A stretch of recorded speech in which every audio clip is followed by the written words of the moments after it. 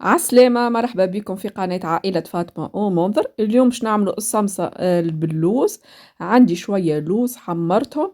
الكونتيتي الحق ما وزنتش لا لوز لا لوز كونكاسي بالعينين للناس اللي ما عندهاش لا ميزان لا حتى شيء الريسيت هذيا. واللي عندها ميزان هاني تجرب كونتيتي صغيرة ومن بعد توزنوا على حساب هذاك باش تعمل الكمية كي تبدا كبيرة. لهنا خذيت اللوز متاعي، رحيته ولا كان ما عندكمش رحاية تهرسوه حتى بالمهراس عادي، ما يستحقش باش نرحوه اللي يقر الزيت، ولا الناس اللي ما عندهاش ماكينة ولا ما عندهاش أي حاجة تهرسوه بالمهراس للي يولي كأنه بودر ما فماش فيه هيك القش هذاك. من بعد باش ناخو 3 مغارف سكر. السكر انتوما كيفاش تحبوا السكر المحور تذوقوا حسب الذوق متاعكم. ومن بعد باش ناخو شويه لوز كونكاسي كيف كيف باش نحطو كيف كيف نهارو شويه بالمهراس يا نقصو شويه بالسكينه. ناخو الكميه متاعي نخلطها مع اللوز هذاك ونخلط معاه 3 مغارف سكر ومحور ماهوش سكر الحبيبات. وناخو معاهم الزبده نخلط اللي يتلم معايا الخليط. ثم شكون ريتو يعمل كيف كيكا بودر وتبدا ماهوش ريحها للي تقر الزيت متاعها يزيدها العظام، لكن الريسيت هذه ما احلاها. نزيدو الزبدة حسب اللوز اللي عنا كيما شفتوا في التصوير اللي تلم ومازال تري شوية. من بعد ناخذوا اللوز متاعنا هذاك بعد ما خلطناه بالمكونات الكل نحطوه في الفريجيدان يرتاح اللي نقصوا الأوراق البريك متاعنا. البريك ماذا بينا الأوراق الصامصة هو ديجا تتباع في المغازان، ماذا بينا ناخذوا هذه المستطيلة ولا ثم المربعة تساعدنا خير من الملصوقة الدائرية. وننصحكم تاخذوا هذه الحاضرة خير من الملصوقة الدياري خاطر هذه أخاف وهشوشة تجي. وكيما عملنا في الفيديو السابق ناخذ مسطرة تكون خاصة بالكوجينة ولا حتى متاع الأولاد تغسلها مليح وتستعملها. تحط 4.5 حصيلو ما تفوتش ما بين 4.5 و5 باش ما تجيكمش كعبة الصمصة بتاعكم ملبزة وكبيرة. أو تستعملوا 4.5 لأني بعد ما حطيتها في الفريجيدان في الثلاجة شدت لي روحها شوية. لهنا الحق باش نستعمل الميزان متاعي جوست باش نوزن الكعبات ما بين 12 و 13 جرام. اللي ما عندوش ميزان جملة عنو يكعب الكعبورات الكل متاع الخليط متاعنا متاع اللوز وتحسوا كيما كعبة الزوزة يكونوا الكل كيف كيف ونحطهم على جنب. ومن بعد نبدأ باش نعبيه. ماذا بكم أوراق الملصوقة متاعكم تقصوهم تحضرهم من الأول وتغلفوا عليهم في الساشي باش ما يشيحوش خاطر اللي كان شموا النسمة باش يشيحوا بالطبيعة.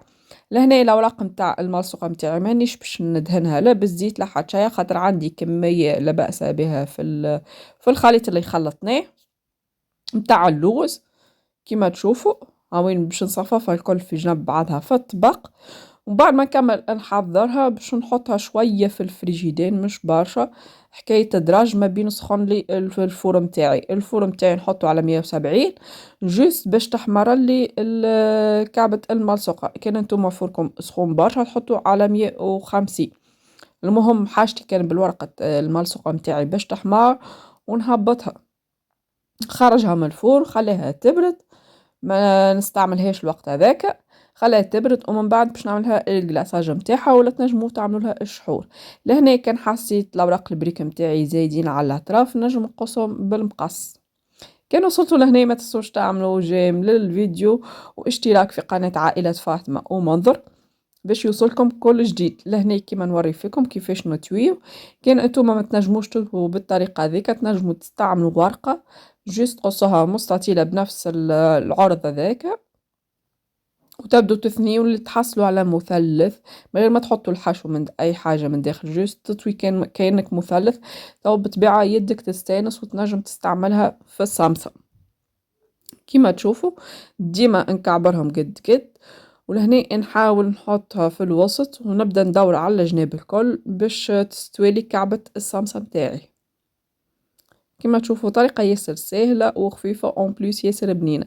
لهنا كملت حضرتهم باش نحطهم يرتاحوا جوست شوية في الفريجيدير. ومن بعد باش نمشي نصففهم لازمني كيف انا كيك ما نحطش كل كعبة بعيد على بعضها باش الاوراق ما يطيروليش متاع البريك متاعي. سواء عندكم فور مروحة ولا فور عادي خاطر الورقة بطبيعتها كي باش تبدا باش تطيب تتنحى ونحطوها نصفوها بجنب بعضها باش تتسوى. لهنا كملنا الصامصة بتاعنا طيبنا في الفور. شوفوا الزبدة اللي خرجت لي زايدة، هذيك سقطرتها ديريكت من الصامصة باش ما تبقاش تشرب لي فيها. من بعد باش نخليها على جنب تبرد لي وباش نستعملها. في الأثناء يكون ذوبت الشوكولا بلون. لهنا باش نستعمل الشوكولا البيضة، انتم تستعملوا الشوكولاتة اللي تحبوا عليها، وتنجموا تحطوا لوز كونكاسي في وسط الشوكولاتة، لكن انا فضلت باش نزين بيه من فوق لوز افيلي، ما حطيتش اللوز المهروش. لهنا كيف الشوكولاتة ما تكونش سخونة، تكون ذوبها ونخليها تبرد باش كي نجو نغلفوا الصامصة متاعنا ما تسيحش على جناب. ولهنا باش نزينها بالشوش ورد، بالورد هذاك الشايح، وباش نزينها كيف باللوز المقصوص الجراير. اللوز افيلي ما نحمروهوش نخلوه ناتوريل هكاكا. كيما تشوفوا التزيين بسيط والمنظر متاعو ياسر محلاه، حتى في البنة ياسر محلاه. نكمل نقلاسي الصامصة متاعي. نذكركم في المكونات، استعملنا لوز. الحق في الوصفة هذيا واللي سبقت ما عملتش الحكار، ان شاء الله نعمل وصفة اخرى متاع صامصة نحكر لكم الحكار وقداش استعملت من ورقة البريك. حطينا لوز رحيناه يكون ماهوش قار زيتو، يكون بودر، يا نهرسوه بالمهراس يا نرحوه بالماكينة العادية، وتكون بقشرته ماهوش ابيض طول، ونكونوا حمرناه. بعد باش نزيد السكر، انا زدت 3 مغارف سكر محور حسب الذوق السكر، كل واحد وشنو الحلاوه اللي يحب عليها، خاطر انا من بعد غلفتها بالشوكولاته دونك استعملت كميه صغيره. ومن بعد باش نزيدوا الزبده باش نتحصلوا على خليط متجانس، ومن بعد نحطوها في الفريجيدان الخليط اللي تحصلنا عليه، ونقصوا اوراق البريك ونعملوا المراحل الكل. لهنا كما تشوفوا البريك الصامصه بتاعنا حضرت، زيناها. ولهنا باش نقص لكم وتشوفوا الخليط من داخل كيفاش يطري، وذاك يذوب في الفم محلاه مع الشوكولا بلون مع اللوز كونكاسي هب الجيت.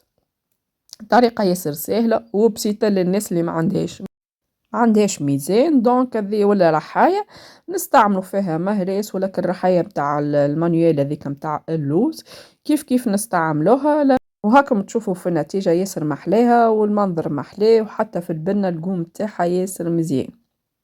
ان شاء الله الفيديو يعجبكم، واستنوني في فيديو قادم باش نعمل لنا اخر متاع صامصة ان شاء الله يعجبكم. والمرة ذي تو نزنلكم بالميزان. شوفوا كيفاش مزينينها بالشوش ورد، وحتى من البنة متاع الورد هذاك يبنين على الاخر مع الشوكولا. انتوما تنجموا تحطوا اللوز كونكاسي كيف تعملوا بها الكلاصاج متاع الشوكولاته، ولا تخليوه كيكه. تاكا وصلت نهايه الفيديو. باي.